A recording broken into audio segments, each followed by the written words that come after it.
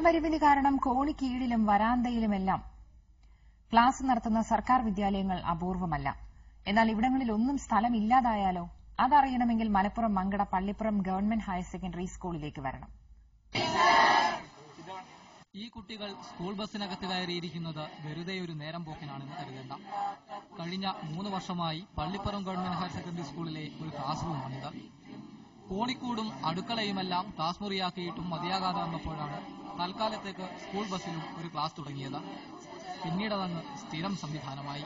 ഞാൻ 10ാം ക്ലാസ് മുതൽ ബസ്സിലിരുന്ന് പഠിക്കാൻ തുടങ്ങിയിട്ട് 8ാം ക്ലാസ് മുതൽ ഇവിടെ പഠിച്ചുകൊണ്ടിരിക്കുന്നു. ഈ ബസ്സും സ്കൂളിന്റെ സ്വന്തമായ വാടകയ്ക്ക് എടുത്തതാണ്. അടവ് തെറ്റിയാൽ ബസ്സിന് കൂടെ ഒരു ക്ലാസ് റൂം ബസ് ഉടമസ്ഥൻ കൊണ്ടുപോകും. അതുവരെ ഈ കുട്ടികൾക്ക് ഇങ്ങനെയെങ്കിലും ഇരുന്ന് പഠിക്കാം. സീറ്റെല്ലാം ഇപ്പൊ ആർക്കും ഇരിക്കാനൊന്നുമില്ല. മഴ പെയ്ത പ്രത്യേകിച്ച് ഭയങ്കര ഗതികേടാണ്. വെള്ളമൊക്കെ ചീറ്റാണ്ട് ഭയങ്കര ഗതികേടാണ്. പിന്നെ 10ാം ക്ലാസ് മുതൽ ഞാൻ ഇവിടെ പഠിച്ചുകൊണ്ട് ലാംഗ്വേജ് ഇവിടെ തന്നെയായിരുന്നു. ഇപ്പൊ +2 ഇതുവരെ ഒന്നും ക്ലാസ് ഒന്നും ആയിട്ടില്ല.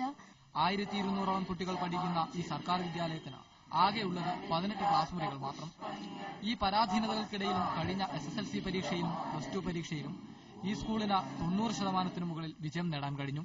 ഒരു പകൽ മുഴുവൻ ഈ ബസ്സിനുള്ളിലെ ക്ലാസ്സിലിരുന്ന് പഠിക്കുക എന്നത് അത്ര എളുപ്പമുള്ള കാര്യമല്ല.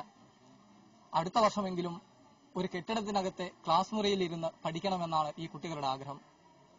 പള്ളിപ്പുറം ഗവൺമെന്റ് ഹയർ സെക്കൻഡറി സ്കൂളിലെ ബസ്സിനുള്ളിലെ ക്ലാസ്സിൽ നിന്ന് ക്യാമറാമാൻ പ്രതീഷിനൊപ്പം അഷ്റഫ് വാളൂർ, ഏഷ്യാനെറ്റ് ന്യൂസ്.